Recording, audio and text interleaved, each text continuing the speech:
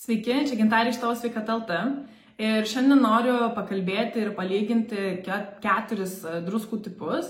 Tai yra košerinė druska, Himalajų druska, jūros druska bei stalo arba dar kitaip vadinama įprastoji druska ir palyginti, kuo jos skiriasi ir kurias galbūt turėtumėte vartoti ir kurių turėtumėte atsisakyti.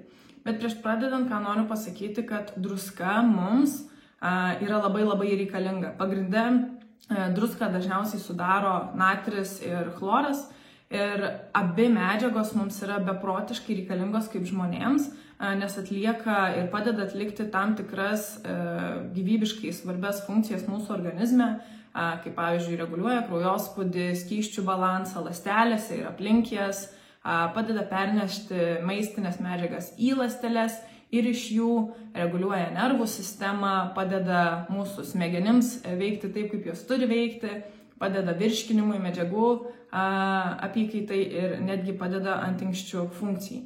Tai tokio dalyko, kaip atsisakyti druskos, aš labai nerekomenduoju, ji yra reikalinga.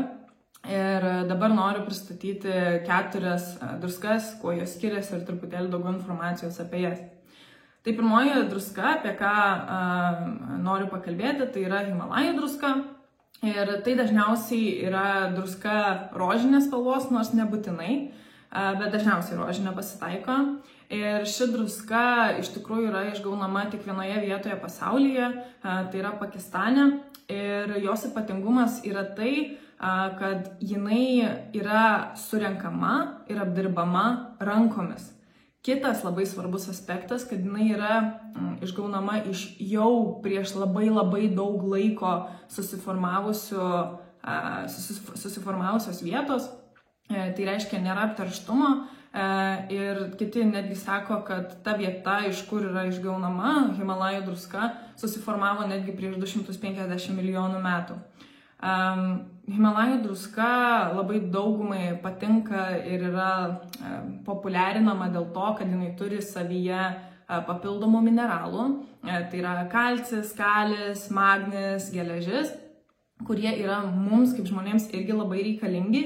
Bet čia nesuklyskite, Himalajų druska taip pat turi ir didelį kiekį natrio. Tai apie tai, kurią druską naudoti, jeigu jums aukštas kraujospūdis arba jeigu kaupėsi skysčiai, papasakosiu pabaigoje.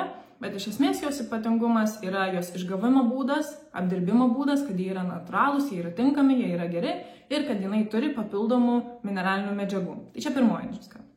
Antroji druska, apie ką noriu aptarti, tai yra košerinė druska. Ir originaliai jinai buvo sukurta ir naudojama iš tiesų žydams, jų maisto procesams ir jų religinėms reikmėms, o jos pavadinimas košerinė atsirado iš tikrųjų iš proceso, kuris angliškai vadinamas koshering. Tai reiškia, kad tiesiog paprastai kalbant, koshering procesas jisai padeda iš mėsos ištraukti kraują. Dėl to košerinė druska, pavyzdžiui, pas žydus labai noriai naudojama ne tik gamyboje, bet ir mėsos druskinimui. Košerinė druska gali turėti tokių mineralų irgi kaip magnis, kalis, kalcis, geležis, bet koks niuansas yra su košerinė druska, kad jinai neturi jodo, kuris irgi mums yra reikalingas, ir jinai neturi lipnumą reguliuojančios medžiagos. Tai reiškia, kad jeigu druska gauna oro, jinai tokia, sulimpa į vieną krūvą, kur tuo tarpu, pavyzdžiui, stalo druska, jinai turi lipnumą reguliuojančią medžiagą ir dėl to jinai, paprastai tariant, nesulimpa. Košerinė druska iš tikrųjų yra išgaunama iš tų pačių vietų kaip ir įprasta stalo druska, tik tiek, kad jinai yra apdirbama pagal reikalavimus. Toliau, apie ką kalbu, tai yra jūros druska. Tai jūros druska, jau pats pavadinimas sufleruoja, yra išgaunama iš įvairių jūrų, iš jų pagrindų. Ir ši druska gali turėti, nebūtinai turės, bet gali turėti cinko, kalio, magnio ir geležies. Ji yra natūralesnė negu stalo druska, tai yra šiek tiek geriau. Bet labai dažnai pasitaiko jūros druskų nerafinuotų. Tai yra rafinuotos ir nerafinuotos. Tai jeigu nuspręsite naudoti jūros druską, būtinai ieškokit tų, kuri yra nerafinuota, kuri yra mažiau apdirbta, nes kiekvienas apdirbimo procesas jis nėra mums naudingas ir jis ištraukia mineralinės medžiagas, kurios mums yra reikalingos. Kitas dalykas, dėl ko pasaulyje jūros druska yra šiek tiek kritiškai vertinama, tai yra dėl to, kad mūsų jūros dabar yra labai apterštos. Ir kadangi jų vieta, iš kur išgaunama ta druska, yra būtent jūra, tai joje irgi gali pasitaikyti tam tikrų, mums nenorimų medžiagų. Taip, ir paskutinė yra stalo arba įprastoji druska. Ir ji yra populiariausiai naudojama ir aš nebejoju, kad jūs irgi pas save ją namuose turit. Bet iš tiesų, lyginant su visomis druskomis, ji yra prasčiausia ir mažiausiai rekomenduotina. Dabar dėl ko? Pats pagrindinis pagrindas, priežastis, dėl ko jos nereikėtų naudoti, dėl to, kad jinai yra labai stipriai apdirbama, o kaip ir minėjau, apdirbimas mums nėra naudingas ir jin turi savyje cheminių medžiagų. Kai kurie nustato netgi, kad 2,5%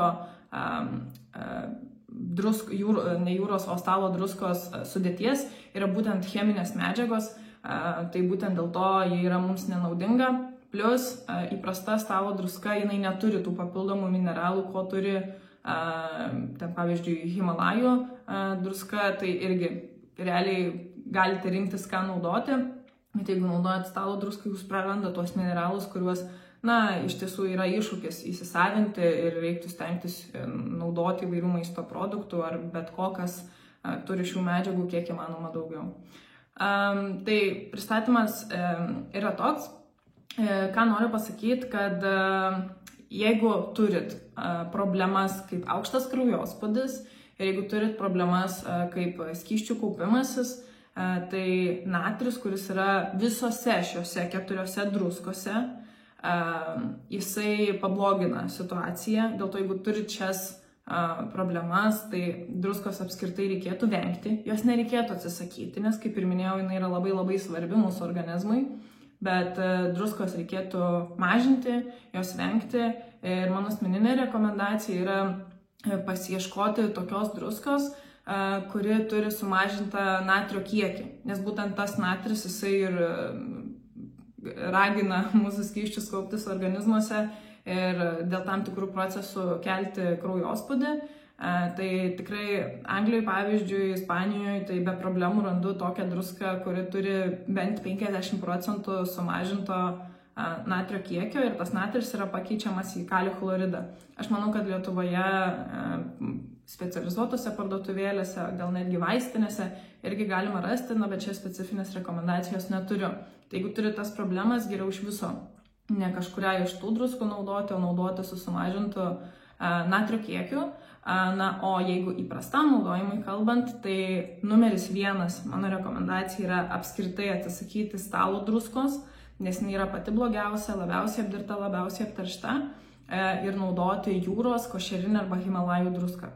Aš asmeniškai labiausiai mėgstu Himalajų druską, dėl to, kad joje yra užtikrinti mineralai. Aišku, tie mineralai nėra super dideliais kiekiais, bet jie vis tiek turi mineralų, tai aš gaunu tam tikras medžiagas naudingas savo. Ir kitas dalykas, kas man labai patinka su Himalajų druska, kad jinai yra išgaunama iš vietos, kurios žmonija dar neturėjo laiko tiek daug apteršti. Tai reiškia, jinai yra natūralesnė, tai reiškia, kad jinai yra be cheminių medžiagų. Tai mano rekomendacija būtų tokia, naudoti košerinę arba jūros druską irgi galite, bet svarbiausia yra nenaudoti stalo druskos. Tai tiek žinių, ačiū labai, kad žiūrit video, pasižiūrėkit ir kitus video, užsukit į mūsų parduotuvę ir gražios dienos.